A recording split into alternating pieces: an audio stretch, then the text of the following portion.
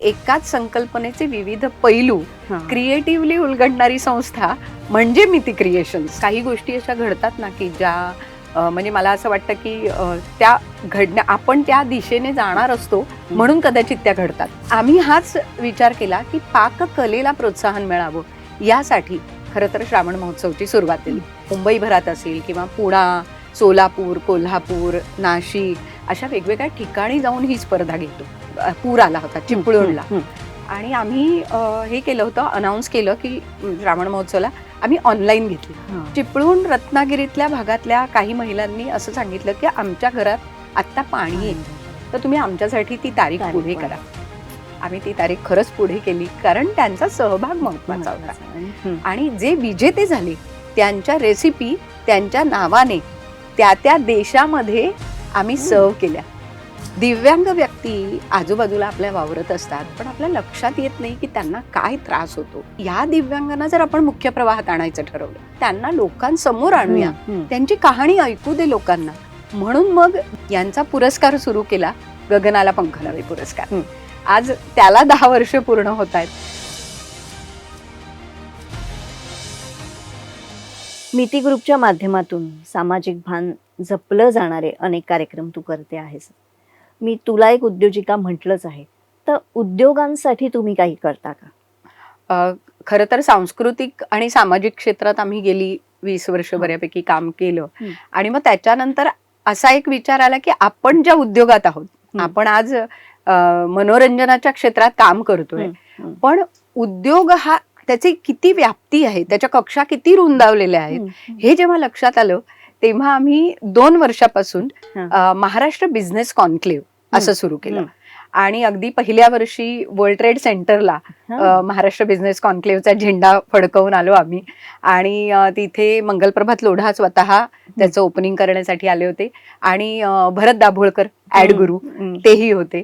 त्यानंतर दुसऱ्या वर्षी आम्ही वेलिंगकर इन्स्टिट्यूटमध्ये केलं, तेव्हाही आपले उद्योग मंत्री उदय सामंत आले होते.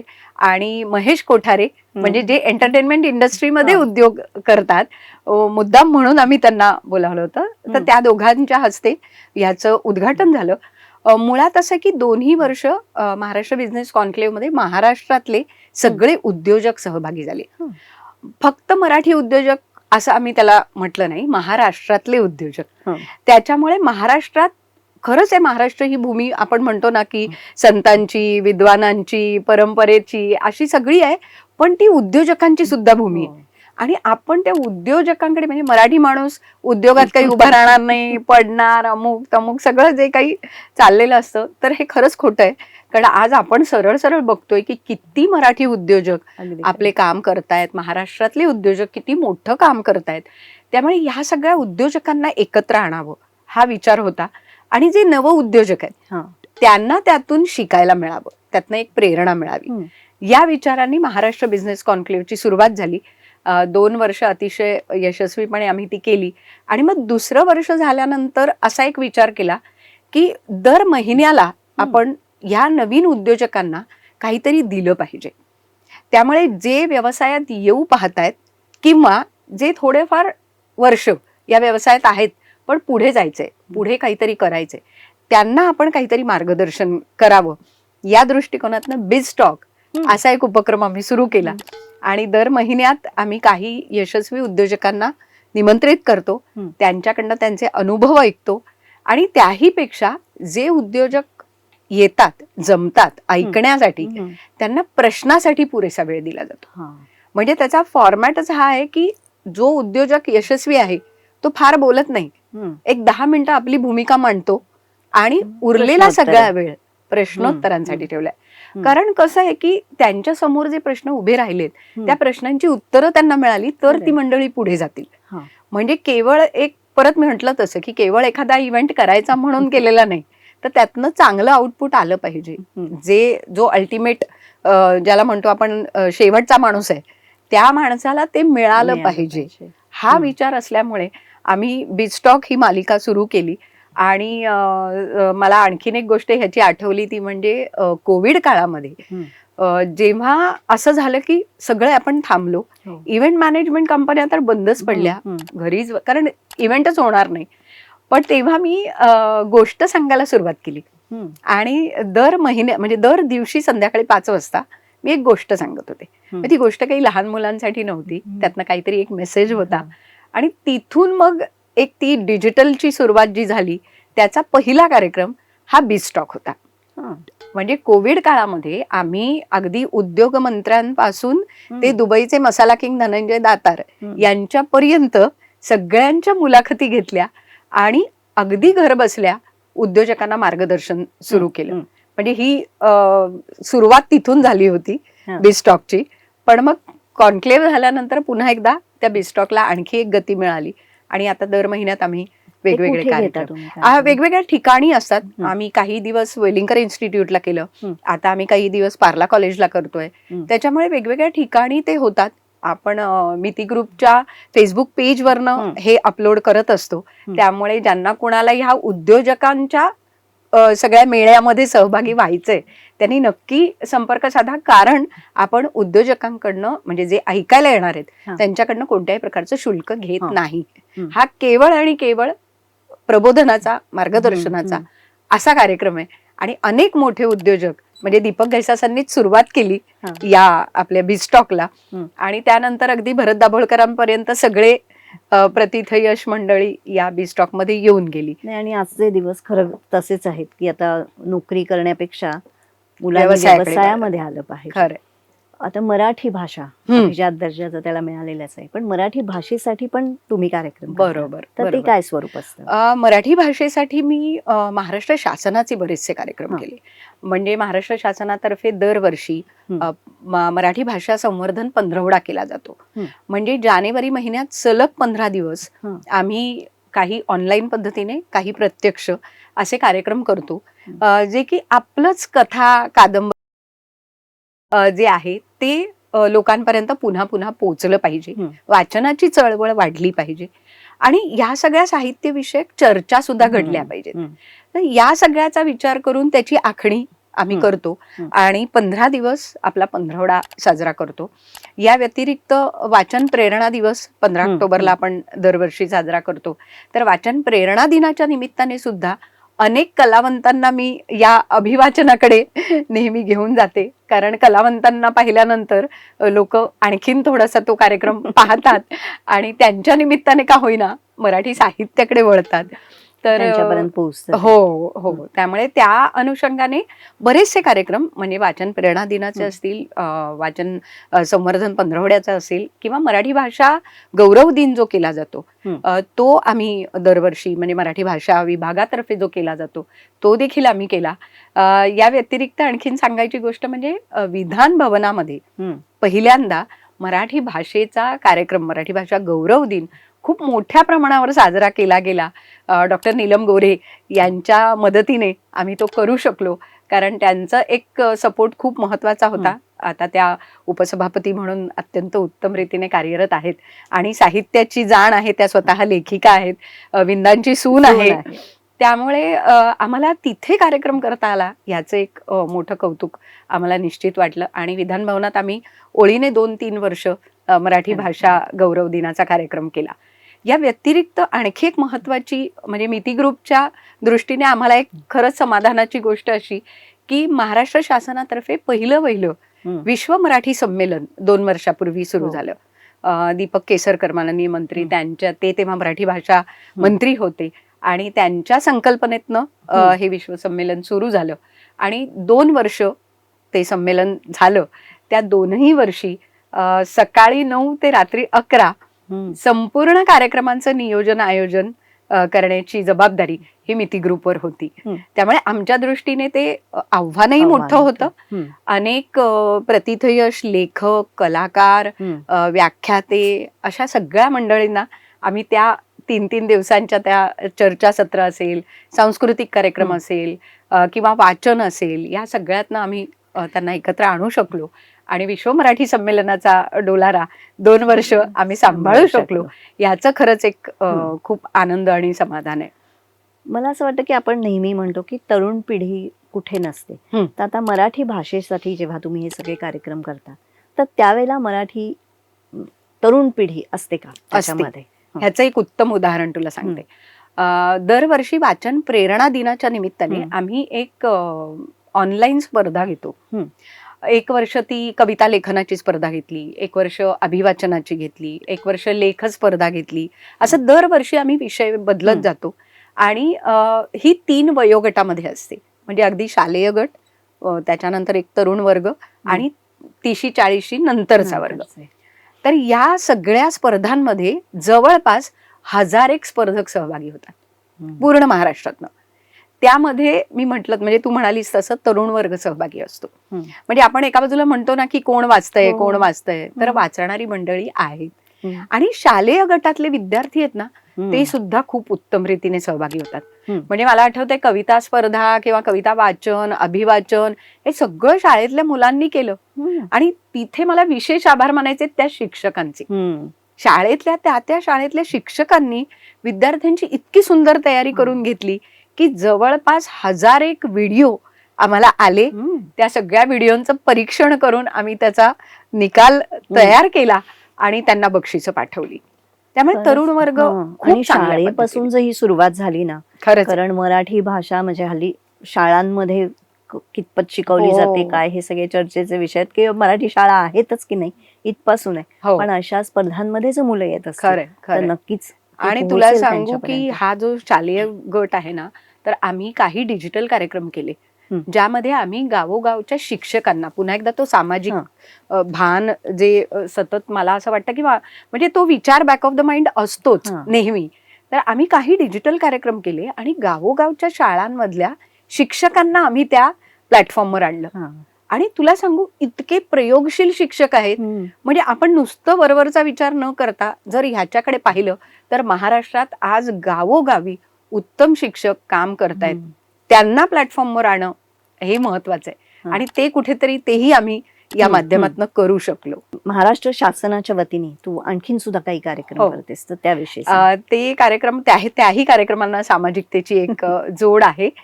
कारण पर्यावरण विभाग जो आहे महाराष्ट्र शासनाचा त्याची माझी वसुंधरा नावाचा एक उपक्रम आहे जो गेली 3-4 वर्ष जास्तच म्हणजे 5-6 वर्ष तो उपक्रम सुरू आहे. आणि पुन्हा तसंच आहे बघ, आपल्याला असं वाटतं की कोण पर्यावरणाचा विचार करतं. आपण म्हणतो की केला पाहिजे पण केला जातो का. तर माझी वसुंधरा या स्पर्धेच्या निमित्ताने म्हणजे गावोगावी स्पर्धा झाल्या आणि त्या गावाला ज्यांनी पर्यावरण राखलं त्यांना बक्षिसं दिली शासनाने. आता माझी वसुंधराच्या माध्यमातून मला कळलं जेव्हा मी करत होते की खरंच आहे आज साताऱ्यामध्ये एखाद्या गावात काय चाललंय, सांगलीमध्ये काय चाललंय, कोल्हापुरातल्या एका गावामध्ये काय चाललंय, तर ते आपलं गाव स्वच्छ ठेवतात. नुसतं स्वच्छ नाही तर सुंदर ठेवतात आणि पर्यावरणाचा समतोल राखण्याचं काम करतात. त्यामुळे माझी वसुंधरा या उपक्रमाला आम्ही मिती तर्फे अशी एक जोड दिली. म्हणजे आपल्या मनीषा पाटणकर म्हैसकर ज्या आहेत त्या सचिव होत्या तेव्हा त्या विभागाच्या आणि त्यांनी मला एक दिवस बोलावलं. त्या म्हणले तू इतक्या सगळ्या कलाकारांबरोबर वावरत असतेस तर ह्या सगळ्या कलाकारांनी संदेश जर दिला तर किती छान होईल. म्हटलं अगदीच उत्तम. आणि मग तिथून माझी वसुंधरा ग्रीन टीम असा एक आमच्या कार्यक्रमाची सुरुवात झाली आणि आम्ही दर गुरुवारी माझी वसुंधरा या माध्यमातून आम्ही डिजिटल कार्यक्रम सुरू केले आणि मराठी इंडस्ट्रीतले सगळे नामवंत कलाकार या प्लॅटफॉर्मवर आले. त्यांनी आवाहन केलं, पर्यावरणाचा संदेश त्यांनी पण दिला. ते स्वतःही त्या दृष्टीने काम करतायत हेही मला त्यातनं कळलं. म्हणजे गिरिजा ओक सारखी मुलगी आज स्वतःच्या घरात प्लास्टिक वापरण्यापासून म्हणजे किती कसं वापरावं, ती प्लास्टिकची पिशवी पूर्ण कापू नये इथपासून तिने जे बारीक बारीक टिप्स दिल्या. किंवा भरत जाधव आज स्वतःच्या शेतात तो काम करतोय. कोल्हापूरला त्याचं स्वतःचं शेत आहे. त्यामुळे ह्या सगळ्या गोष्टी माहिती नव्हत्या. ते कलाकार म्हणून फक्त आपल्याला माहिती होते. पण माझी वसुंधरामुळे हे सगळे कलाकार या व्यासपीठावर आले, पर्यावरणाचा संदेश देऊ शकले आणि त्याला माध्यम मिती ग्रुप आम्ही होऊ शकलो. हा एक महत्वाचा धागा होता. आणि शासनासाठी आणखी एका विभागासाठी आम्ही खूप चांगलं काम केलंय. एक तर सांस्कृतिक विभाग आणि मराठी भाषा विभाग यांचे कार्यक्रम बरेच झाले. पण उद्योग विभागासाठी उद्यमशील महाराष्ट्र असाही एक कार्यक्रम आम्ही केला. तोही डिजिटल होता. वेगवेगळ्या उद्योजकांना आम्ही त्या प्लॅटफॉर्मवर बोलावलं आणि ते पूर्ण महाराष्ट्रातले होते. आणि शासकीय योजना काय आहेत, त्या व्यवसायाशी निगडीत कोणत्या शासकीय योजना आहेत, तिथे तुम्ही कशी इन्व्हेस्टमेंट करू शकता, त्या योजनांचा तुम्ही कसा लाभ घेऊ शकता, हे आम्ही त्या कार्यक्रमात सांगितलं. आणि उद्यमशील महाराष्ट्र ही एक डिजिटल सिरीज आमची खूप चांगली गाजली. त्याचा फायदा झाला अनेक उद्योजकांना. त्यामुळे महाराष्ट्र शासनाच्या सांस्कृतिक खात्याबरोबर काम करणं हा तर म्हणजे आमचा सांस्कृतिकच भाग असल्यामुळे तो आम्ही अनेकदा केला. पण ह्या सगळ्या गोष्टी खूप छान पद्धतीने करता आल्या. आणखी एकाच कार्यक्रमाचा उल्लेख करेन, ते म्हणजे पुन्हा तो भाषेशी निगडीत आहे. भालचंद्र नेमाडेंना जेव्हा ज्ञानपीठ पुरस्कार मिळाला तेव्हा विनोद तावडे मराठी भाषा मंत्री होते आणि तेव्हा त्यांनी मला सांगितलं की छान असं आपल्याला काय कार्यक्रम करता येईल. तर आम्ही गेटवे ऑफ इंडियावर सगळे ज्ञानपीठ पुरस्कार विजेते त्यांच्या साहित्यावर आधारित कार्यक्रम केला. आणि त्याचा फॉर्मॅट आम्ही थोडासा असा ठेवला होता की मराठी भाषा बोलते, ती आपल्या लेकरांविषयी सांगतेय. आणि तुला माहितीये मराठी भाषा म्हणून आम्ही व्हॉइस ओव्हर यूज केला होता. म्हणजे त्या कार्यक्रमामध्ये टिपिकल निवेदन नव्हतं, म्हणजे निवेदन, गाणी, अभिवाचन असं नव्हतं. तर मराठी भाषेचा आवाज फक्त वापरला होता. आणि तो कोणाचा वापरला असेल? प्रख्यात अभिनेत्री रीमा लागू. आणि रीमाताईंचा आवाज इतका सुंदर झाला. आणि गेटवे ऑफ इंडियावर अतिशय सुंदर रीतीने देवेंद्र फडणवीस तेव्हा मुख्यमंत्री होते आणि तो कार्यक्रम अप्रतिम झाला. अनेक नामवंत कलाकार त्याच्यामध्ये होते, म्हणजे मी नाव घेत नाही, इतके कलाकार त्या कार्यक्रमात होते. आणि तो एक अतिशय सुंदर कार्यक्रम करता आला, याचंही एक समाधान. मगाशी तू म्हणालीस की शासनाच्या योजना उद्योजकांपर्यंत पोहोचत नाही, तर मला आता इथे तुला आणखीन एक सुचवावंसं वाटतं तुझ्या उद्योगात एक वाढ की म्हणजे शासनाच्या, केंद्र शासनाच्या सामान्य लोकांसाठी सुद्धा अनेक योजना आहेत, पण त्या देखील पोहोचत नाही. बरोबर. त्यासाठी सुद्धा तू काहीतरी करावं, नवीन डिजिटल कार्यक्रम. कारण तो डिजिटली अशासाठी करायला हवा की तो पॅन महाराष्ट्र किंवा पॅन इंडिया जाऊ शकतो. केंद्र शासनाच्या जर काही योजना आहेत तर त्या भारतभरातल्या सगळ्यांना कळायला हव्या. आणि कोविडने ना आपल्याला एक वरदान दिलंय. अगदी. म्हणजे आपल्याला कसं जगायचं हे खरं तर कोविडने शिकवलंय. आणि त्या मोबाईलचा वापर अगदी. त्यामुळे थोडा होत असला तरी त्याचा उपयोग होऊ शकतो. नक्कीच होतो. आणि तू म्हणालीस तसं नवीन कार्यक्रमाची एक सुरुवात करायला हरकत नाही. या वेगवेगळ्या संकल्पना या कशा सुचतात? अरे थिंक टँक कोण असतं त्याच्यामागे? थिंक टँक इकडे बसलेला आहे. मुळात ना चौकटी बाहेरचा विचार करायची खूप पहिल्यापासून सवय आहे. म्हणजे कॉलेजमध्ये असताना सुद्धा आम्ही जे कार्यक्रम केले ते सुद्धा चौकटी बाहेरचे केले. किंवा स्त्री जन्मा ही तुझी कहाणी अशी आमची सरांची एक कल्पना होती. आणि मग स्त्री जन्मा ही तुझी कहाणी म्हणजे काय, तर रडगाणं का? तर नाही, आम्ही स्त्रीचा प्रवास मांडला त्यातनं. आणि मग त्यातनं वेगवेगळी गाणी, मग ती पूर्वीच्या काळची गाणी, आत्ताची गाणी, असा तो सगळा एक प्रवास आम्ही त्यातनं मांडला. किंवा बालगंधर्वांवर आम्ही कार्यक्रम केला. तेव्हा प्रत्यक्ष बालगंधर्वांचं एक पोर्ट्रेट आमच्याच एका कॉलेजमधल्या आमच्या मित्राने काढलं होतं. आणि मग हे करताना प्रत्येकाच्या हाताला काहीतरी योग्य काम असं मिळायला पाहिजे हे कुठेतरी डोक्यात होतं. आणि कसं सुचतं म्हणजे कविता कशी सुचते त्यातला असा तो विषय खरं म्हणजे. पण खरंच त्या संकल्पना सुचत जातात. पुस्तकांच्या निर्मितीच्या बाबतीत सुद्धा त्या वेगळ्यापणाने सुचल्या. म्हणजे काय म्हणू, देवाचे आशीर्वाद आहेत की त्या अशाच संकल्पना सुचत राहाव्यात. पण खरंच तो त्या विषयाकडे आपण थोडंसं वेगळ्या पद्धतीने पाहिलं तर ह्या कल्पना सुचतात. म्हणजे आम्ही बऱ्याच कंपन्यांचं ब्रँडिंग केलेलं आहे. म्हणजे मी त्या कंपन्यांची नावं नाही घेत, पब्लिसिटी होईल.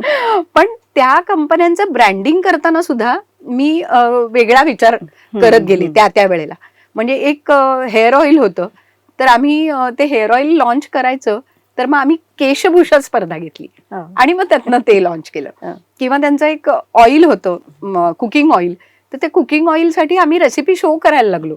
वेगवेगळ्या ठिकाणी जाऊन, वेगवेगळ्या गावात जाऊन आम्ही रेसिपी शो केले. का तर तेल तुम्ही बघा, ते तेल कढईमध्ये आम्ही त्यांना ऍक्च्युअल एखादा पदार्थ तळून दाखवायचो आणि ते सॅम्पल द्यायचो खायला. त्यांना कळायचं की अरे तेलाचा वास येत नाहीये, कढईला जळलं नाहीये. म्हणजे मुद्दा काय की त्यांचा USP काय होता, हे तेलाबद्दलचे वैशिष्ट्य पोचली पाहिजेत, तर ते पोहोचवण्यासाठी मग अशा प्रकारचे सामायिक. कार्यक्रम. त्याच्यामुळे प्रत्येक वेळी त्याच्याकडे बघण्याचा एक दृष्टिकोन वेगळा असतो. वेगळा. त्यामुळे त्या वेगवेगळ्या संकल्पना सुचत जातात. आणि तुला सांगते की यामुळेच कदाचित अनेक नामवंत कलाकार जे आहेत ते जोडले गेले. जोडलेले आहेत. म्हणजे अगदी लताबाई, आशाबाई, उषाबाई, रुदनाथजी, पूर्ण मंगेशकर कुटुंब, किशोरीताई आमोणकर, त्या माझ्याकडे रेडिओला 40 वर्षांनी आल्या हा. आणि छान त्यांची मुलाखत मला 2 वेळा करता आली. त्याच्यामुळे ह्या सगळ्या कलावंतांशी एक खूप छान जोडणी झाली आणि त्यांना विश्वास होता की तू करतेस ना, मग काहीतरी वेगळं असणार. हा. आणि त्यातूनच मला वाटतं आज हे कलाकार गोष्टी गाण्यांच्या मध्ये आले, हा. वाचू आनंदेमध्ये वाचू आले. कारण गोष्टी गाण्यांच्या मध्ये अगदी मुग्धा वैशंपायन प्रथमेश लगाटेपासून उषा मंगेशकर, हृदयनाथ मंगेशकरांपर्यंत, सुदेश भोसलेंपर्यंत सगळे कलाकार येऊन गेले. आणि वाचू आनंदे तर म्हणजे असं झालंय की वेगवेगळ्या साहित्यिकांचं साहित्य आज ही सगळी कलाकार मंडळी वाचतायत. आणि दूरदर्शनने मला ह्यासाठी ते जे स्वातंत्र्य हवं त्याच्या निर्मितीसाठी ते दिलेलं आहे. आणि त्यामुळे मला असं वाटतं की आपण चांगलं करणार असू तर समोरचा माणूस विश्वास टाकतो.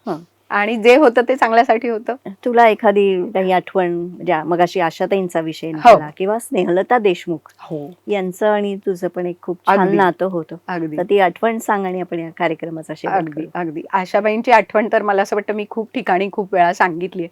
कारण आशाबाईंची आणि माझं एक खूप एक प्रेमाचं नातं तयार झालं. त्या पहिल्यांदा आकाशवाणीला आल्या आणि तेव्हा मी त्यांची मुलाखत घेतली आणि मग तिथून ते नातं झालं. मग दरवर्षी वाढदिवसाला काहीतरी गप्पा, एखादी मुलाखत. मग दूरदर्शनला हॅलो सखी हा जो तो माझा पहिला हॅलो सखी हा आशाबाईंचा होता. आशाबाईंना दादासाहेब फाळके ज्या दिवशी मिळाला त्या दिवशी मी 9:30च्या बातम्यांमध्ये त्यांना घेऊन आले. कारण ते 9:30च्या बातम्यांचं गेस्ट कोऑर्डिनेशन त्यावेळी मी करत होते. आणि त्या दिवशी रात्री त्यांना मी लगेच घेऊन येऊ शकले. नंतर लोकसत्तासाठी त्यांच्या काही मुलाखती, लेख असं झालं. त्यामुळे आशाबाई हे एक म्हणजे जवळचं नातं आहे. तसंच किशोरीताईंचं झालं. आणि ताईंच्या बाबतीत तर म्हणजे इतक्या दिग्गज आणि सांगीतिक संकल्पना इतक्या वेगवेगळ्या त्यांच्या मनात होत्या, त्या मला जवळ बसून अनुभवता आल्या. हे एक खूप मोठं श्रेय आहे. आणि स्नेहलताबाईंचं तू म्हणालीस तर गगनाला पंख नवे पुरस्कार हा जो 25 डिसेंबरला झाला, तर त्या कार्यक्रमात त्याचं आता हे 10वं वर्ष झालं. पण गेली 10 वर्ष स्नेहलताबाई त्याच्या अध्यक्ष आहेत निवड समितीच्या. आताही या निवड समितीमध्ये बरीच दिग्गज मंडळी आहेत. म्हणजे श्रीकांत बोजेवार महाराष्ट्र टाइम्सचे ज्येष्ठ पत्रकार, किंवा राजीव खांडेकर ABP माझाचे, किंवा पहिल्या वर्षापासून वर्षा पवार तावडे जी सामाजिक काम सातत्याने करते ती माझ्या बरोबर आहे. यावर्षी गेल्या वर्षापासून मृणाल कुलकर्णी अभिनेत्री ती ह्या निवड समितीमध्ये आहे. आणि ह्या सगळ्यांच्या बरोबर श्रीरंग गोडबोले या निवड समितीत आहेत. आणि या सगळ्यांचं कुठेतरी नेतृत्व ज्या करत होत्या त्या म्हणजे स्नेहलताबाई. एक तर गगनाला पंख नवेच्या निमित्ताने मी त्यांना ह्या विषयाशी जोडलं. पण त्यांची माझी ओळख मला आठवत नाही इतकी जुनी. त्या व्हाईस चान्सलर जेव्हा होत्या मुंबई विद्यापीठाच्या, तेव्हापासून त्यांची माझी ओळख. आणि तो एक स्नेहाचा धागा इतका जुळला गेला की जेव्हा गगनाला पंख नवे सुरू झालं तेव्हा मी हक्काने त्यांना म्हटलं की ह्याच्या अध्यक्ष तुम्ही हव्यात. आणि तुला सांगू आज दरवर्षी त्या निवड समितीची जी बैठक होते ती त्यांच्या घरी व्हायची. तो आग्रह असायचा त्यांचा. आणि चांगली गोष्ट अशी की त्यांची नात संजना, म्हणजे एखादी व्यक्ती आपल्या बरोबर असते तेव्हा आपल्याला त्याचं महत्व कळतं किंवा कळत नाही. ती व्यक्ती गेल्यानंतरही ते पडसाद मागे असतात. ह्याचं एक उदाहरण म्हणजे संजनाचं मला एक मेसेज आला आणि ती म्हणाली की ज्या काही खूप कमी व्यक्ती होत्या की आजी त्यांच्याशी जोडलेली होती, त्याचे ऋणानुबंध, त्यापैकी तुम्ही एक आहात. आणि गगनाला पंख नवेला तिचं भरभरून ते बोलणं असायचं. तर आम्ही सगळा परिवार तुमच्या बरोबर आहोत. किती छान. म्हणजे हा जो बाईंचा दुवा आहे तो अजूनही जोडलेला आहे. आणि खरोखर त्या म्हणजे मुलगीच मानायच्या मला. त्यामुळे तो एक स्नेहधारा असं त्यांच्या एका पुस्तकाचं नाव आहे आणि त्याच्यात मी एक लेख लिहिलेला आहे. तर असा तो स्नेह आहे. आणि अशी स्नेहाची बरीच मंडळी खरं तर जोडलेली आहेत. आणि त्या स्नेहाच्या मंडळींमुळेच खरं तर हे जे काही करू शकते ते करते. आणि मला असं वाटतं की आपल्या विचारांना उत्तम चालना मिळत राहणं हे त्याचंच प्रतीक आहे. अगदी खरं. आणि त्यामुळे मी आज खूप श्रीमंत आहे असं मी नक्की म्हणते. प्रश्नच नाही. तर उद्योजिका मी तुला म्हटलेलंच आहे, तर तुझा मिती ग्रुप जो आहे, तुम्ही कुटुंब सगळे तो सांभाळत आहात, तर त्याची अशीच प्रगती होत राहो. 20 वर्ष झाली आहेत, अजून खूप मोठा टप्पा तुला गाठायचा आहे. तर त्या साऱ्यासाठी हिंदुस्तान पोस्ट कडून तुला मनपूर्वक शुभेच्छा. धन्यवाद.